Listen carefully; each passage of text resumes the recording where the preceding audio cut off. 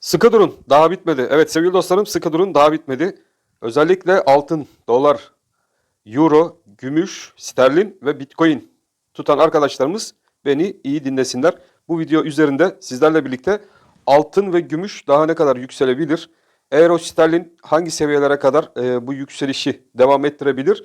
Teknik analiz yöntemini kullanaraktan bunu burada bulmaya çalışacağız. Ayrıca dolar endeksindeki ani düşüş ve bunun dolar Türk lirası üzerine etkilerini de gene bu video içerisinde sizlerle birlikte değerlendireceğiz. Aklınızdaki bütün sorulara cevap bulmaya çalışacağız. O yüzden hiç merak etmeyin. Hiçbiriniz de panik yapmayın. Tamamen yatırım tavsiyesi olmadan tane tane ben size burada hangi seviyelere kadar bu yükselişin devam edebileceğiyle ilgili teknik bilgileri vermeye çalışacağım. Evet sevgili dostlarım, öncelikle hepiniz yayınımıza hoş geldiniz.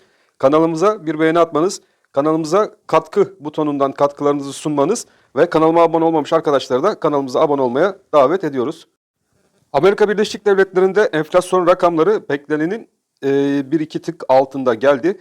Bu da ABD enflasyonu olarak olumlu piyasalar tarafından yorumlandı sevgili dostlarım. Bunun olumlu yorumlanmasının ardından altın, gümüş, euro ve sterlin tarafında yukarı yönlü hareketler devam etti. Şimdi bu hareketler neden altın, euro ve sterlin tarafında, gümüş tarafında yukarı yönlü hareket etti? Bunları da sizlerle birlikte değerlendireceğiz ve bizler için önemli kritik seviyeler ve yükselişlerin hangi bölgelere kadar kurlarda yukarı yönlü hareketin devamını getirebilir. Bunları da burada sizlere anlatacağım sevgili dostlarım. Özellikle haftalık kapanışlar bugün itibariyle gelecek. Bizler için önemli haftalık destek ve direnç noktalarıyla birlikte daha euronun, sterlinin, altının ve gümüşün gidebileceği bölgeleri buradan sizlerle birlikte değerlendireceğiz. Avrupa bölgesinde faiz ve enflasyon sarmalı içerisinde hala daha biliyorsunuz Avrupa bölgesinde 10,7 civarlarında bir enflasyon var. Buralarda düşüşle ilgili bir sinyal alınmış değil. O yüzden euro ve sterlin bölgelerinde sevgili dostlarım hala da agresif faiz artışlarının devam edebilme döngüsünden dolayı euro ve sterlin tarafında yukarı yönlü hareketler daha devam edebilir. Dolar tarafına gene baktığımız zaman burada sinyallerin düşüş yönlü gelmesi, enflasyonun 7,7 civarlarında çıkmış olmasından kaynaklı olarak da burada bir 0,50 bas puanlık faiz artışı ve ardından 0,25 bas puanlık bir faiz artışı FED tarafından gelebilir. Yani FED'in daha bir güvercin tavır takınmak isteyeceğinden dolayı ve piyasalarda bunu bu şekilde algıladığı için arkadaşlar dolar endeksinde de yukarı yönlü, aşağı yönlü sert hareketler, düşüşler sizlerle birlikte izledik. Euro Türk lirasıyla hemen bakalım piyasaları bir değerlendirdikten sonra. Evet, Euro Türk lirasında şu an bizler için 19 lira 10 kuruş seviyelerinden fiyatlanmalar geliyor. Şimdi haftalık kapanış olarak bizlerin Euro'da 18 lira 85 kuruş. Bakın şurası önemli bir seviyemiz bizim için 18 lira 85 kuruş. Burası artık bizler için bir destek bölgesi oldu. Ve en sağlam destek bölgemiz de tam şuradan geçen 18 lira 50 kuruş destek bölgemiz. Artık Euro Türk lirasında şu 18 lira 50 kuruş desteğinin altına inilmedikçe yukarı yönlü hareketler bizler için Euro'da arkadaşlar 19 lira 73 kuruş seviyesine kadar Euro'da yukarı yönlü devam edebilir. Bu hareketlerin varış noktası, bu yukarı yönlü hareketin varış noktası Euro'da 19 lira 73 kuruş seviyesinden geçen bölge olacaktır. Burada gene grafik üzerinde Euro'yu incelediğimiz zaman sizlerle birlikte bakın şöyle bir grafik çalışmamız vardı zaten. Orada da göreceksiniz ki Euro'daki yukarı yönlü hareketlerin üst seviyesi 20 lira 14 kuruş seviyesinden geçiyor. Tabi bizler için ilk etapta 19 lira 73 kuruş önemli olacak. Burayı takip edeceğiz. Buranın da yukarısına doğru çıkan hareketlerde ise 20 liralar seviyesine doğru giden, hatta 20.75 civarına doğru giden bir Euro Türk lirası sizlerle birlikte tekrardan takip etmeye başlarız. Euro'da hala da yukarı yönlü hareketler devam edecek. İlk etapta Euro'da takılacağımız bölge 19.73 bölgesi olacaktır diye ben düşünüyorum. O yüzden 19.73 önemli ve onun üzerine aşabilirsek 20 lira 74 kuruş civarına doğru Euro'daki hareketler devam edecektir. Bizim için en kritik bölge 18.50 ve 18.85'te bulunan iki önemli destek arkadaşlar. Bu desteklerde aklınızın bir ucunda bulunsun Euro takip eden sevgili dostlarımız için. Hemen sterlin tarafına geçelim. Sterlin Türk lirasını takip eden arkadaşlarımız için. Sterlin Türk lirasında da takip ettiğimiz bir açı mevcut. Bakın şöyle bir açımız vardı. Bunu sizlerle birlikte uzun zamandır takip ediyorduk. Bu sterlin tarafında da hareketler bizler için haftalık bazda arkadaşlar 21.75, evet buradaki 21.75 seviyesine kadar yukarı yönlü devam edebilir. Bunu da burada grafik üzerinde gene sizlerle birlikte baktığımız zaman 21.75'in önemi şuradaki tepe seviyesinden geçiyor olmamız. O yüzden 21.75 bizler için önemli bir destek konumuna geldi sterlin takip eden arkadaşlarımız için. 21.75 üzerinde bakın sterlinin daha hala yukarı yönlü hareket ivmesi var. Bu ivme de burada bizleri sterlinde ilk etapta bakın şuradaki üst band seviyesine kadar götürebilir. Buradaki band seviyemizde sterlinde 23 TL'ler civarına doğru bir yukarı yönlü hareketin daha yükseliş alanının olduğunu bizlere gösteriyor. Şimdi biz sterlinde nasıl bir hareket izleyebiliriz? Bunun da hemen bir stratejisini sizlerle birlikte yapalım. Sterlin özellikle takip eden arkadaşlarımız için. Bu sterlinde 21.75 bizler için bir destek. Şöyle yapalım, hemen burada belirtelim. 21.75 kısadaki destek bölgemiz. Onun altında gene sterlinde bizler için ikinci önemli bir destek 21 lira 24 kuruş civarından geçen orta bazlı destek bölgemiz. Yani biz bu 21-24 desteği üzerinde kaldıkça sterlinde bizim ana hedef bölgemiz 23 lira. Bakın şuradaki 23 lira 11 kuruş seviyesine kadar sterlinde yukarı yönlü hareketlerin daha yükseliş yönlü devam edebileceğini söyleyebiliriz. Çünkü bu sterlin bölgesinde de aynı Avrupa bölgesinde olduğu gibi daha agresif faiz artışları devam edecektir diye düşünüyorum sevgili dostlarım. Altın tarafına geçtiğimiz zaman hemen ons altında başlayalım. Ons altında da önemli seviyelerimiz var. Bu yükselişin uzantısı hangi bölgelere kadar gerçekleşebilir? Bunu da sizlerle birlikte bulmaya çalışalım. Şu an 1760 dolar seviyesinde bir ons altın sizlerle birlikte izliyoruz. Ons altın tarafında bakın şuradaki 1725 dolar seviyesini sizlerle birlikte yukarı yönlü kırınca sert hareketlerin başlayabileceğini söylemiştik. Ve burada bir formasyon hareketimiz var. Ve bu formasyonun yukarı yönlü kırılması bizler için ons altında arkadaşlar ilk etapta 1788 dolar ve bu hareketin uzantısı olarak da 1800 dolar civarına doğru bu hareketin formasyon hedefi olarak yukarı yönlü hareketini daha sizlerle birlikte bekleyebiliriz. Burada 1725 dolar altına inilmedikçe burada da ons altın tarafında duran sevgili dostlarımızın panik yapmasına gerek yok.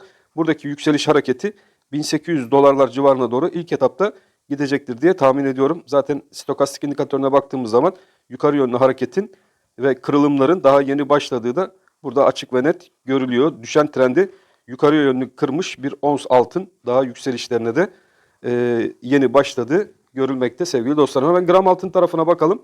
Gram altındaki son durumu da sizlerle birlikte burada bulalım ve gram altında kuvvetli muhtemel gidebileceği ana seviyeleri de ve destek noktalarında gram altında birlikte burada bulmaya, açıklamaya çalışalım. Gram altın tarafına baktığımız zaman 1050 seviyesine kadar bir yükseliş sizlerle birlikte gram altında izledik. Gram altın 1050'li seviyeleri gördü ve burada biraz duruldu. Şimdi gram altında 1060 tepesi var arkadaşlar. Bakın şurada kuvvetli bir direnç bölgesi 1060 tepesi. Bu 1060 tepesi gerçekten gram altında önemli bir seviye, önemli bir tepe olacaktır. Şimdi gram altının bu tepe noktasını geçmesi önemli. Gram altında sert hareket ve stokastiğe baktığımız zaman bakın burada hareketin daha yeni başlamış olması ve mum hareketlerinin de oldukça kuvvetli olması gram altında 1060 tepesinin kırılabileceğinin sinyalini bize veriyor sevgili dostlarım. O yüzden 1060 tepesinin kırılmasıyla birlikte burada gram altın tarafında da yukarı yönlü hareketler hızlanabilir ve burada biz sizlerle birlikte bir 1150, bakın şuradaki 1150 TL civarına doğru giden bir gram altını da izleyebiliriz. O yüzden ilk kuvvetli direnç gram altında 1060 TL seviyesinden geçen bölge olacaktır. Bu hafta itibariyle 1025, bakın 1025, şuradaki 1025 destek olarak takip edeceğiniz bir alan. Hafta itibariyle 1025 TL üzerinde kaldığımız sürece artık yukarı yönlü hareketlerde 1060 seviyesinde bulunan direnç test edilecektir. Belki bu hafta, belki önümüzdeki hafta pazartesiden itibaren buradaki direnç zorlanmaya başlayacaktır.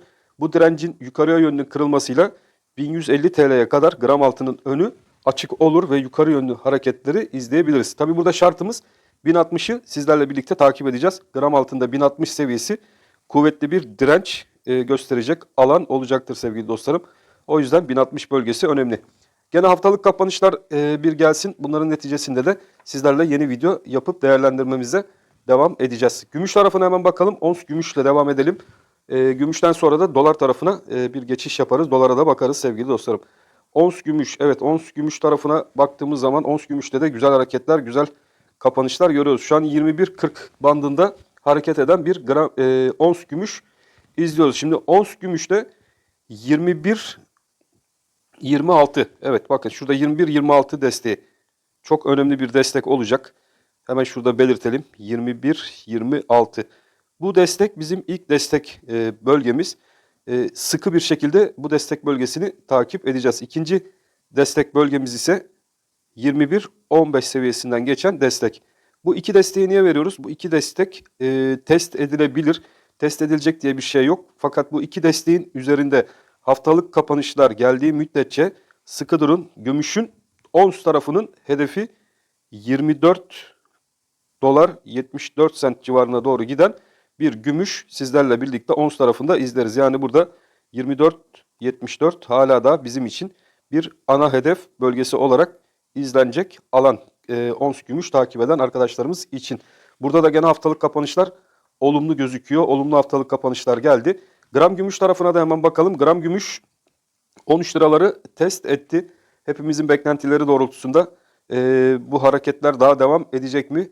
Evet, bu hareketler 12.64, bakın gram gümüş 12.64 üzerinde haftalık kapanışlara devam ettiği sürece 12.64 önemli. Burada kalıcılığını sağlayabilir ve 12.64 üzerinde de tutunabilirse 13.20 kısada ilk göreceği bölge 13.20 seviyesi ve bu 13.20 seviyesinin üzerinde de kalışlar başlayabilirse bizler sizlerle birlikte ilerleyen günlerde 14-10 seviyesine doğru giden bir gram gümüşü yine takip edeceğiz sevgili dostlarım. Günlük, haftalık ve aylık kapanışları görelim. Burada da gene gram gümüş tarafında önemli rakamlar var. Belki de kısada ilk göreceğimiz rakam 16 lira 42 kuruş civarına doğru giden bir gram gümüş de olabilir.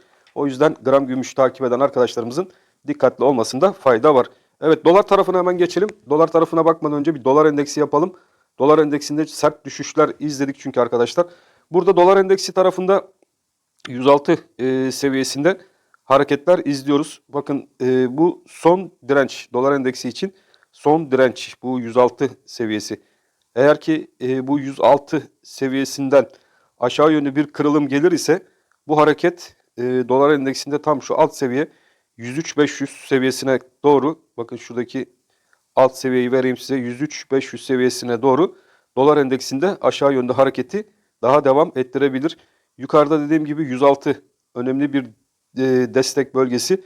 Dolar endeksini takip eden arkadaşlarımız için 106'yı takip edin. Eğer kırılırsa 103 seviyesine doğru bu hareket aşağıya doğru devam eder arkadaşlar. O yüzden dolar endeksindeki bu hareket dolar Türk lirası üzerinde de etkili olacaktır. Tüm dünya piyasalarında olduğu gibi. Şimdi dolar kuruna baktığımız zaman bizlerin dolar kurunda takip ettiği bir grafik var. Bu grafik üzerinde özellikle takip ettiğimiz, bakın burada da bir stokastikte aşağı yönlü hareketin başladığını sizlerle birlikte görüyoruz. Bunu teknik olarak baktığımız zaman 18.71 yukarı yönlü kırılamadıkça, şuradaki 18.71 yukarı yönlü kırılamadıkça aşağıda hareketler 18.62, evet şuradaki 18.62 ve 18.49 şuradaki hareketlere doğru ivmeleniyor.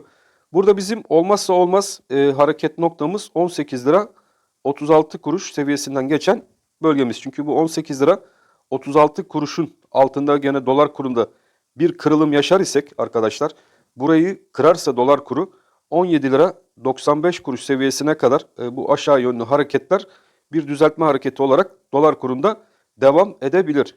O yüzden doları takip eden arkadaşlarımızın özellikle 18 lira 36 kuruş, 18 lira 40 kuruş civarındaki hareketi önemli takip etmesinde fayda var diye düşünüyorum.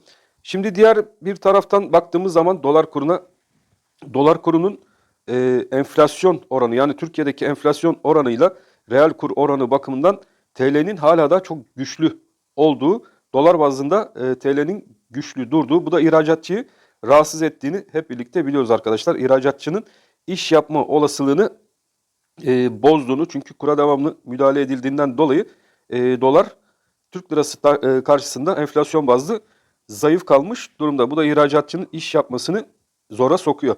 O yüzden dolar kurunun aşağıya yönlü baskılanması hükümet tarafından istenir mi? Bu da çok önemli.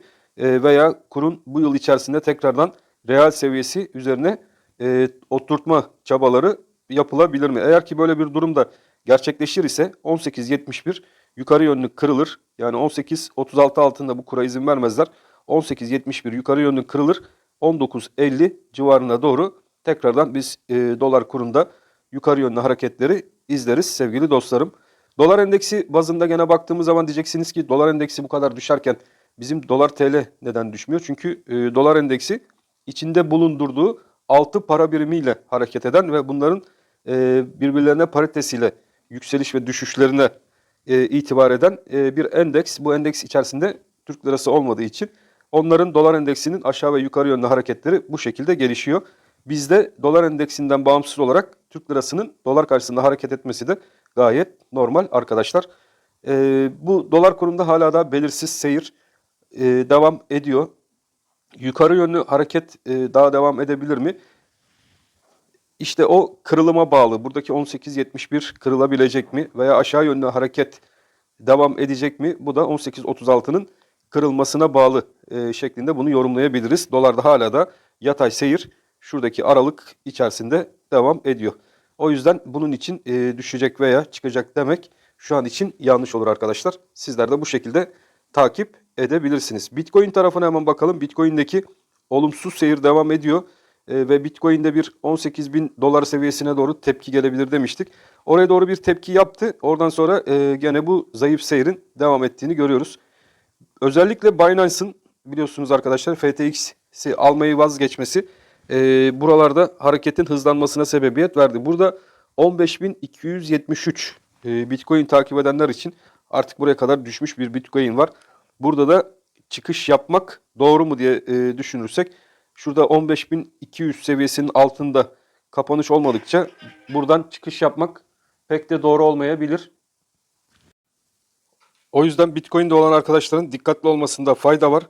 Bu verdiğim seviyenin düşen trend çizgisinin bir retest şeklinde onayı şeklinde de düşünebilirsiniz. O yüzden 15.270 seviyesi önemli bir seviye.